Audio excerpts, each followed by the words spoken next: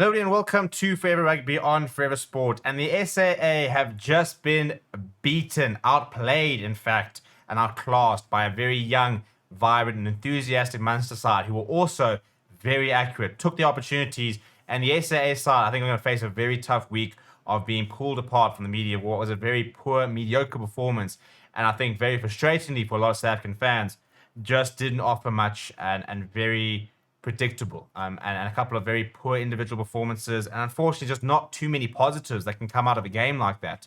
We are going to break the game down a little bit and talk about what this kind of means a little bit. Obviously, we'll have more time to sort of really dive into it over sort of the next couple of days ahead of the Bristol match next week, but definitely not the game that we wanted to see from an SAA side. Before we do continue, please do smash a like on the video. Please do subscribe to the channel as well. The game started pretty poorly in both the first half and the second half. Munster went over in the third minute, like the worst possible start. Shane Daly, the first time Munster went wide, there was nobody out wide. There was an overlap, and Shane Daly ran it in. Ben Healy added the conversion, and all of a sudden we're like, shit, these Oaks have come to play. However, our scrum was pretty good the entire match, and we got down to the Munster side again. Our scrum was looking pretty good. We did go wide, long pass over the top from Jan Goosen to Apele Fassi. He goes over, Jan Goosen nails the conversion, bang, 7-7. And you're thinking, right, cool, we settled in, a bit of a nervy start, but here we go. But not quite the plan. 27th minute, Simon Zebo goes in again, down wide, and then a more try right on the brink of half-time. So we went into half-time, 21-7 down, and pretty deservedly, to be honest. I think we had about a 15-minute period where I think we looked pretty good in the first half, but the other 25 minutes were very much outplayed by Munster, who very much matched the SAA side physically, and I think that was probably something that maybe the SAA side didn't expect. Their set piece was decent enough.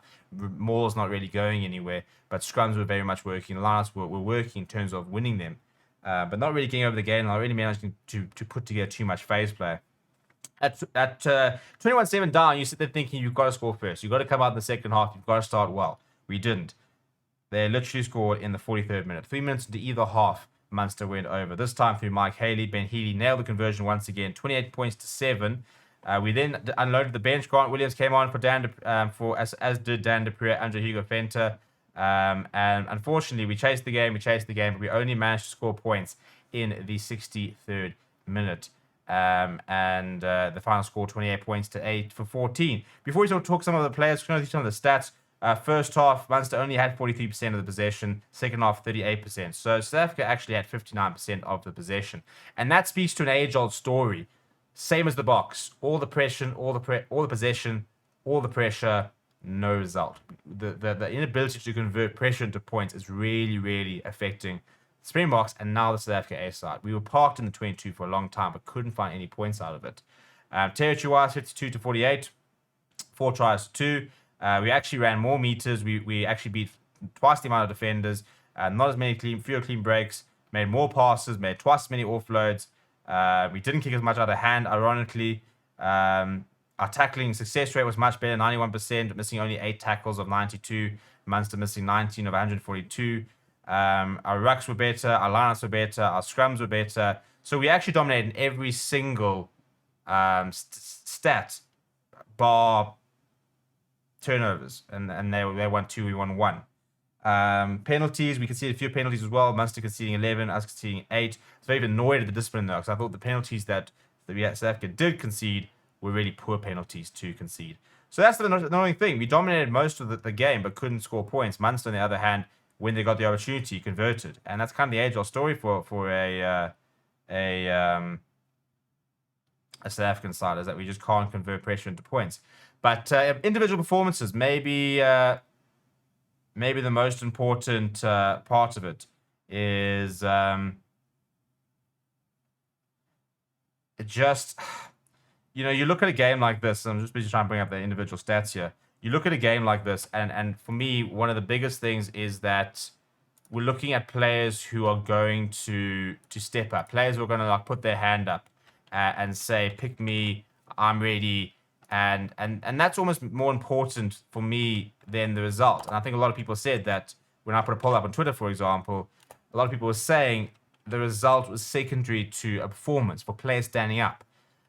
I don't think anybody really did. I think there were a couple, maybe 4 or 5 that did.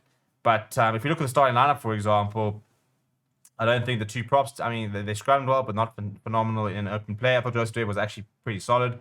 He nailed his line-out throws. I think he missed one tackle, made 6 pretty dominant tackles as well, so he was all right. Ruan Okia I thought was very good. Jason Jenkins was a little bit, he was a bit nebulous. But I thought the starting front row, I thought Pepsi Buthelezi, Albert Lowe didn't add too much. Albert Lowe had a couple of carries, but wasn't the same sort of impact. Herschel Yankees had an absolute stinker, unfortunately. He just was really poor. It had to be hooked at half time. And Grant Williams, on the other hand, really took his opportunity. I thought Johan Goosen was very rusty. I don't think there was anybody really in the backline that can go home today and say, yeah, I reckon I gave a good account of myself. The bench, for example, I thought Sika Mozinoche and Dan Dupree both came on, looked very energetic.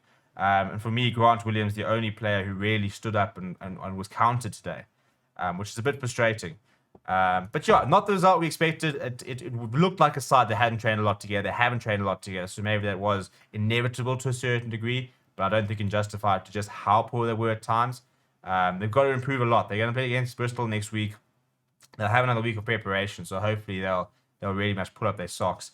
But not a good showing at all. Let me know what you thought about the game down in the comments below. Please do smash like on the video and subscribe to the channel as well. Thank you very much for watching. My name is Steven.